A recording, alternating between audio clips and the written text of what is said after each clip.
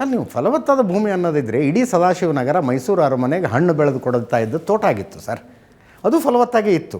ಇವಾಗ ಈ ಸದಾಶಿವನಗರ ಯಾರ್ಯಾರ್ದಿಲ್ಲ ಅಲ್ಲಿ ಮನೆಗಳು, ಹೋಗ್ತಾಯಿದ್ರೆ ಇನ್ಫೀರಿಯಾರಿಟಿ ಕಾಂಪ್ಲೆಕ್ಸ್ ಆಗುತ್ತೆ ನಮಗಲ್ಲಿ, ಎಂತೆಂಥದ್ದು ಇದ್ದಾರಪ್ಪ ಬೆಂಗಳೂರಲ್ಲಿ ಅಂತ. ಅಜಿಜ್ಜಿ, ಅಭಿವೃದ್ಧಿ ಅಂದ ಮೇಲೆ ಒಂದಷ್ಟು ಕಾಂಪ್ರಮೈಸ್ಗಳಾಗಬೇಕಾಗತ್ತೆ ಅನ್ನೋದೊಂದು ವಾದ. ಅಜಿಜ್ಜಿ, ಈಗ ಕಾಂಪ್ರಮೈಸ್ ಆಗಬೇಕಾಗಿಲ್ಲ. ಆ ವಾದವನ್ನು ಗಟ್ಟಿಯಾಗಿ ಮಾಡುವ ಕಾಂಗ್ರೆಸ್ನವ್ರು ಯಾರೂ ಇಲ್ಲ ಅನ್ನೋ ಕಾರಣಕ್ಕೆ ನಾನು ಪ್ರಶ್ನೆ ಕೇಳ್ತಾ ಇದ್ದೀನಿ. ಹಂಗಂದು ನನ್ನನ್ನು ರೈತ ವಿರೋಧಿ ಅಂದ್ಕೊಳ್ಬೇಕಾಗಿಲ್ಲ. ಎಸ್. ಹಾಂ ಅಜಿಜ್ಜಿ, ಈಗ ಒಂದು ಭೂಸ್ವಾಧೀನ ಪ್ರಕ್ರಿಯೆ ನಡಿಬೇಕಾದ್ರೆ ಈಗ 2013 LARR ಆ್ಯಕ್ಟ್ ಏನು ಹೇಳುತ್ತೆ, ಸೋಷಿಯಲ್ ಇಂಪ್ಯಾಕ್ಟ್ ಅಸೆಸ್ಮೆಂಟ್ ಮಾಡಬೇಕಾಗ್ತದೆ. 123 ಎಕರೆಗಿಂತ ಅಧಿಕ ಭೂಸ್ವಾಧೀನ ಮಾಡಬೇಕಾದಂಥ ಸಂದರ್ಭದಲ್ಲಿ ನಮಗೆ ಎನ್ವಿರಾನ್ಮೆಂಟಲ್ ಕ್ಲಿಯರೆನ್ಸ್ ಸರ್ಟಿಫಿಕೇಟ್ ಪಡ್ಕೊಳ್ಬೇಕು. ಇವೆರಡೂ ಕೂಡ ಮಾಡಲಿಲ್ಲ. Without the consent of farmers. ಈಗ ಕೂಡ ಆ್ಯಕ್ಟನ್ನು ಯಾಕೆ ಇಂಟ್ರೊಡ್ಯೂಸ್ ಮಾಡ್ತಾರೆ? ಕೂಡ is A 1987 state government act. Correct. ಇವೆಲ್ಲವೂ ಕೂಡ ಏನು ಮ್ಯಾಂಡೇಟ್ರಿ ಇತ್ತು. ಕೂಡ ಆ್ಯಕ್ಟ್ ಪ್ರಕಾರ ಅಕ್ವೈರ್ ಮಾಡಿದರೆ ಸೋಷಿಯಲ್ ಇಂಪ್ಯಾಕ್ಟ್ ಅಸೆಸ್ ಮಾಡಬೇಕಾಗಿಲ್ಲ. 10A ಆ್ಯಕ್ಟನ್ನ ವಯೋಲೇಟ್ ಮಾಡಿದ್ದಾರೆ. ಯಾಕೆ ಮಾಡಿದ್ದಾರೆ?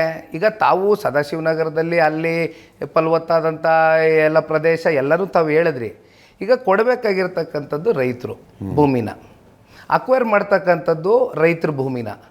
ಅಲ್ಲಿ ಸಣ್ಣ ಮತ್ತು ಅತಿ ಸಣ್ಣ ರೈತರ ಒಂದು ಕ್ಯಾಟಗರಿನೇ ಬಹಳ ದೊಡ್ಡದಿದೆ. ಹೌದು. 7,000 ರೈತ ಕುಟುಂಬಗಳಲ್ಲಿ ಮೋರ್ ದೆನ್ 2 ಎಕರ್ಸ್ಗಿಂತ ಕಮ್ಮಿ ಎಕ್ಸ್ಟೆಂಟ್ ಇಟ್ಕೊಂಡಿರ್ತಕ್ಕಂಥ ಲ್ಯಾಂಡ್ ಎಕ್ಸ್ಟೆಂಟ್ ಇಟ್ಕೊಂಡಿರ್ತಕ್ಕಂಥ ಭೂಮಾಲೀಕರೇನಿದ್ದಾರೆ ಅದು ಬಹಳ ದೊಡ್ಡ ವರ್ಗ ಇದೆ. ಮೋರ್ ದೆನ್ 5,000 ಬರ್ತಾರೆ ಅವರು. 5,000 ಜನಕ್ಕೂ ಹೆಚ್ಚಿನ ಸಂಖ್ಯೆ ಬರ್ತಾರೆ ರೈತರು.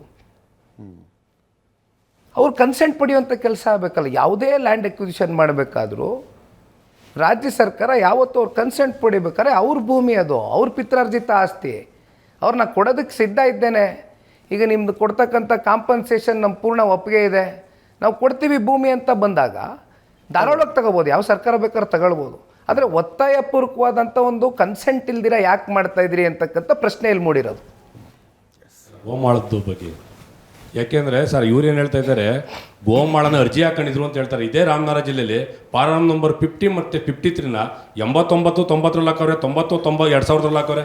ಅವನ್ನ ವಿಲೇವಾರಿ ಮಾಡ್ತಾ ಇಲ್ಲ. ಬರೀ ಬಿಡದಿ ಭಾಗದಲ್ಲಿ ಏನು 2 ಪಂಚಾಯತಿಗೆ ಮಾತ್ರ ಅವರು ಹಕ್ಕುಪತ್ರ ಕೊಡೋದು ಅಂಥದ್ದು, ಅವರು 1-5 ಮಾಡುವಂಥದ್ದು. ಮತ್ತೆ ಸ್ಪೆಷಲ್ ಇಂಟ್ರೆಸ್ಟ್ ಏನು ಇಷ್ಟು ದಿನ ಇಲ್ಲದೆ ಇದ್ದಿದ್ದು, ಹೌದು, ಈಗೇನು ವಿಶೇಷವಾದಂಥ ಒಂದು ಇಂಟ್ರೆಸ್ಟ್ ಬಂದಿದೆ. ಹೋಗ್ಲಿ ಬಿಡ್ರಿ, ಯಾವನೋ ತಿಂತಾನ್ರಿ ರೈತ, ಯಾರೋಪ್ಪ ಬಡ ರೈತಪ್ಪ, ಅವನಿಗೆ ಗೋಮಾಳ ರೈತರು ತಿಂದ್ರೆ ತೊಳ್ಳೆ ಇಲ್ಲ. ದಳ್ಳಾಳಿಗಳು, ಕಮಿಷನ್ ಏಜೆಂಟ್ಗಳು, ಈ ಏನು ಈ ಸಚಿವರು ಇದಾರಲ್ಲ, ಮಾಗಡಿ ಸಚಿವರು, ಅವ್ರ ಹಿಂಬಾಲಕರು, ಮಾಜಿ ಸಂಸದರು ಹಿಂಬಾಲಕರು, ಇವರು ಆ ವ್ಯಾಪ್ತಿಯಲ್ಲಿ ಆವರಿಸ್ಕೊಂಡಿದ್ದಾರೆ. ಇವತ್ತು ಬಿಡದಿ ಏನಾಗಿದೆ ಅಂದ್ರೆ ರೈತರು ಬಿಡದಿ ಆಗಿಲ್ಲ, ಕಮಿಷನ್ ಏಜೆಂಟ್ ಬಿಡದಿ ಆಗಿದೆ ಸರ್. ಇದು ಭಾಳ ಲೆಜಿಟಿಮೇಟ್ ಪಾಯಿಂಟ್ ಇವ್ರು ಮೆನ್ಷನ್ ಮಾಡಿದ್ದು ಸರ್. ಈಗ ಇತ್ತೀಚೆಗೆ ಈ ಗೋಮಾಳ ಎಲ್ಲ ಯಾರ್ಯಾರ ಹೆಸ್ರಿಗೆ ಮಾಡ್ಕೋಬೇಕು, ಹಿಂದೆ ಮುಂದೆ ಇರ್ತಕ್ಕಂಥ ಹಿಂಬಾಲಕರು, ರಿಯಲ್ ಎಸ್ಟೇಟ್ ದಂಧೆ ಮಾಡ್ತಕ್ಕಂಥದ್ದು, ಅಲ್ಲಿ ಕಮಿಷನ್ ಏಜೆಂಟ್ಗಳು ಇವ್ರ ಹೆಸರಲ್ಲಿ ಮಾಡಿರುವಂಥದ್ದು ಭಾಳ ಅಕ್ಷರಶಃ ಸತ್ಯ. ಹಾಗಾಗಿ ಪ್ರಶ್ನೆ ಎದ್ದಿರೋವಂಥದ್ದು. ಪಾಣಿ ಇದೆ ಅವ್ರ ಅನುಭವದಲ್ಲಿಲ್ಲ. ಪಾಣಿ ಇದೆ ಅವ್ರ ಹತ್ರ, ಅನುಭವದಲ್ಲಿಲ್ಲ. ಸರ್, ನನ್ನ ಹೆಸರು ಕಾರ್ತಿಕ್ ಸರ್, ಕಾಂಗ್ರೆಸ್ ಪಾರ್ಟಿಯಿಂದ. ಮೇಕೆದಾಟು ಡ್ಯಾಮ್ ಕನ್ಸ್ಟ್ರಕ್ಷನ್ ಮಾಡಬೇಕು ಅಂತ DK ಶಿವಕುಮಾರ್ ಸರ್ ತುಂಬ ಪಣ ಕೊಟ್ಟಿದ್ದಾರೆ. ನೀವು DK Shivakumar sir Congress party ಹೊರತು ನೀವು ಸೇರಿ, ಓಕೆ, ದೇವೇಗೌಡ ಸಾಹೇಬರು ಸೇರಿ ನಮ್ಮಲ್ಲಿ ಡ್ಯಾಮ್ ಕನ್ಸ್ಟ್ರಕ್ಷನ್ ಮಾಡಲೇಬೇಕು ಅಂತ ನೀವು ಸಪೋರ್ಟ್ ಮಾಡ್ತೀರಾ? ಇಲ್ಲ DK ಶಿವಕುಮಾರ್ ಅವಧಿಯಲ್ಲಿ ಡ್ಯಾಮ್ ಕನ್ಸ್ಟ್ರಕ್ಷನ್ ಆಗಿಬಿಟ್ರೆ DK ಶಿವಕುಮಾರ್ ಅವ್ರಿಗೆ ಎಲ್ಲಿ ಮೈಲೇಜ್ ಬರ್ತದೆ ಅಂತ ನೀವು ತಡೆಯಾಜ್ಞೆ ಮಾಡ್ತೀರಾ? ನೆಕ್ಸ್ಟು, ಬಿಡದಿ ಟೌನ್ಶಿಪ್ಗೆ ಓಂಕಾರ ಹಾಕಿದ್ದೆ ಕುಮಾರಣ್ಣ ಅವರು. ಈಗ ನೀವು ಸಪೋರ್ಟ್ ಮಾಡೋರು, ಇನ್ ಕೇಸ್ ನಾಳೆ ಏನಾದ್ರು ನೀವು ಅಧಿಕಾರಕ್ಕೆ ಬಂದರೆ ನೀವು ಇದೇ ಸ್ಟ್ಯಾಂಡ್ ತೊಗೋತೀರಾ? ಇಲ್ಲ ಅಂದರೆ ನೀವೇನಾದ್ರು ಅಧಿಕಾರಕ್ಕೆ ಬಂದರೆ ನೀವು ರೈತರಿಗೆ ಸಪೋರ್ಟ್ ಮಾಡ್ತೀವಿ, ನೀವೇ ಜಮೀನು ನೀವೇನು ಕಿತ್ಕೊಳ್ಳೋಕೆ ನೀವು ರೆಡಿ ಮಾಡ್ತೀರಾ ಸರ್? ಮೇಕೆದಾಟು ವಿಚಾರದಲ್ಲಿ ಡ್ಯಾಮ್ ಕನ್ಸ್ಟ್ರಕ್ಷನ್ಗೆ ಏನು ಸಂಬಂಧಪಟ್ಟಂತೆ DK ಶಿವಕುಮಾರ್ ಅವರ ಯಾವುದೇ ನಡೆಗಳಿದ್ದರೂ ಕೂಡ ನಾವು ನಮ್ಮ ನಾಡಿನ ರೈತರ ಹಿತಾಸಕ್ತಿಯ ದೃಷ್ಟಿಯಿಂದ ಸಂಪೂರ್ಣ ಬೆಂಬಲ ಕೊಡ್ತೀವಿ. ದಯವಿಟ್ಟು ಮುಂದೆ ಹೋಗಿ. ಆದರೆ ಅವ್ರಿಗೆ ಮಾಡ್ತಕ್ಕಂಥ ಮನಸ್ಸಿದೆಯಾ? ಬರೀ ಮಾತೇ ಜಾಸ್ತಿಯಾಗಿ ಹೋಗಿದೆ, ಆ್ಯಕ್ಷನ್ಸ್ ಏನೂ ಇಲ್ಲ ಅಂತಕ್ಕಂಥದ್ದು ಒಂದು ವರ್ಗ ಚರ್ಚೆ ಮಾಡ್ತಾ ಇದ್ದಾರೆ. ಅಂದರೆ ನಾನು ಹೇಳ್ತಾ ಇರೋವಂಥದ್ದು ಇಂಟೆಲೆಕ್ಚುಯಲ್ ವರ್ಗದ ಬಗ್ಗೆ ಚರ್ಚೆ ಮಾಡ್ತಾ ಇದ್ದೀನಿ. ದಿನನಿತ್ಯ ನಾವು ಮಾತನಾಡ್ತಾನೆ ಹೋದರೆ ಮಾತಾಡುವಂಥ ವಿಚಾರಗಳ ಇಂಪ್ಲಿಮೆಂಟೇಷನ್ ಬಗ್ಗೆ ಏನಾದರೂ ಆಲೋಚನೆ ಮಾಡಿದಾರಾ ಮಾನ್ಯ ಮುಖ್ಯಮಂತ್ರಿಗಳು? ಆಗತ್ತೆ ಅಂತ ನಿಮ್ಗೆ ಅನ್ಸುತ್ತಾ? ನೋಡೋಣ, ಮಾಡಿದ್ರೆ ಬಹಳ ಸಂತೋಷ. ನಮ್ಮ ಭಾಗದ ರೈತರಿಗೆ ಕಾವೇರಿ ಪ್ರದೇಶದ ನಮ್ಮ ಜಿಲ್ಲೆಗಳ ರೈತರಿಗೆ ಅನುಕೂಲತೆಗೆ ಮೇಕೆದಾಟು ಆಗಬೇಕು ಅಂತಕ್ಕಂಥದ್ದೇ ದೇವೇಗೌಡರು ಸಾಹೇಬ್ರ ಗಟ್ಟಿ ನಿಲುವು. ಹ್ಞೂ ಸರ್. ಆ ನಿಲುವಿನ ಜೊತೆ ನಾವು ಕೂಡ ಇದ್ದೇವೆ.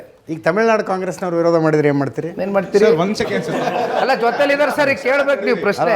ಸರ್ ಈಗ ಏನು ಗೊತ್ತಾ ಸರ್, ಹೊಸದಾಗಿ ಜೊತೆಗೆ ಬಂದಿದ್ದಾರೆ ಸರ್ ತಮಿಳ್ನಾಡು ಅವ್ರು ಕಾಂಗ್ರೆಸ್ ಏನೇ ವಿರೋಧ ಮಾಡಿದ್ರು ಕೂಡ ಡಿ ಕೆ ಸಾಹೇಬ್ ಕರೆಕ್ಟಾಗಿ ಒಂದು ಸ್ಟೇಟ್ಮೆಂಟ್ ಕೊಟ್ಟಿದ್ದಾರೆ. ನನ್ನ ಸ್ಟೇಟಲ್ಲಿ ನಾನು ನನ್ನ ರೈತರಿಗೆ ಡ್ಯಾಮ್ ಕಟ್ಟದ್ದು ನಿಲುವನ್ನು ಕರೆಕ್ಟಾಗಿ ಕೊಟ್ಟಿದ್ದಾರೆ. ಕರ್ನಾಟಕದ ಪರವಾಗಿ ಡಿ ಕೆ ಶಿವಕುಮಾರ್ ಅವ್ರು ಮಾತಾಡೋದು, ತಮಿಳ್ನಾಡು ಕಾಂಗ್ರೆಸ್ ಪ್ರಕಾರ ತಮಿಳ್ನಾಡು ಮಾತಾಡೋದು ಕರೆಕ್ಟ್. ಅದು ಅವ್ರವ್ರದ್ದೇ ರಾಜ್ಯದ ಪರವಾಗಿ ಅವ್ರು ಮಾತಾಡ್ತಾರೆ.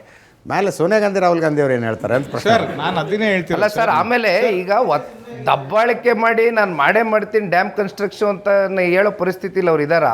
ಬಿಡದಿದ್ದು ಅಂತ ಕೇಳಿದ್ದಾರೆ. ಓಂಕಾರ ಹಾಕಿದ್ದೆ ಕುಮಾರಸ್ವಾಮಿ. ಈಗ ಯಾವ ನೋಡಪ್ಪ, ಈ ಯೋಜನೆ ನಮ್ಮ ನಿಮ್ಮದೇ ಯೋಜನೆ ಪಾರ್ಟಿಯಿಂದ ಅಲ್ಲ, ಒಂದ್ ನಿಮಿಷ. ಬಾಲಕೃಷ್ಣ ಅವರೇ ಟೀಕೆ ಒಂದು ನಿಮಿಷ.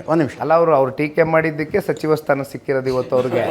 ನಾನು ಅವತ್ತೇ ಹೇಳಿದ್ದೆ ಕಾಂಟ್ರಾಕ್ಟ್ ತಗೊಂಡಿದ್ದಾರೆ ಅಂದರೆ, ಕಾಂಟ್ರಾಕ್ಟ್ ಇವತ್ತು ಅಚೀವ್ ಮಾಡ್ಕೊಂಡಿದ್ದಾರೆ, ಸ್ಥಾನ ಸಿಕ್ಕಿದೆ, ಒಳ್ಳೆದಾಲೆ ಅವ್ರಿಗೆ. ಈಗ ನಾನು ನೋಡಿಪ್ಪ, ಒಂದು ಪಾಯಿಂಟು ನಾನು ಮಾತಾಡ್ಬೇಕಾದ್ರೂ ಹೇಳಿದ್ದೀನಿ. 2023ರಲ್ಲಿ ಈ ಯೋಜನೆಗೆ ಅಡಿಗಲ್ಲನ್ನು ಇಟ್ಟಿರ್ತಕ್ಕಂಥದ್ದು ಇದೇ ಮಾನ್ಯ ಅಂದಿನ ಉಪಮುಖ್ಯಮಂತ್ರಿಗಳು, ಇವತ್ತು ಮುಖ್ಯಮಂತ್ರಿಗಳು. GBDA ಕೂಡ ಆ್ಯಕ್ಟ್ ಅಂತ ಮೆನ್ಷನ್ ಮಾಡಿದ್ದೀನಿ. ಇದ್ರ ಮೂಲಕನೇ ನೀವು ಅಕ್ವಿಸಿಷನ್ ಮಾಡ್ತಾ ಇರೋದು. ಲ್ಯಾಂಡ್ ಅಕ್ವಿಸಿಷನ್ ನಾವು ಮಾಡಿಲ್ಲ, ನೋಟಿಫೈ ಮಾಡಿಲ್ಲ ಲ್ಯಾಂಡ್ನ. ಇಲ್ಲಿರ್ತಕ್ಕಂಥ ರೈತರು ಕೇಳಿ, ಯಾರಿಗಾರು ನೋಟಿಸ್ ಹೋಗಿತ್ತಾ ಕುಮಾರಣ್ಣನ ಕಾಲದಲ್ಲಿ ಅಂತ?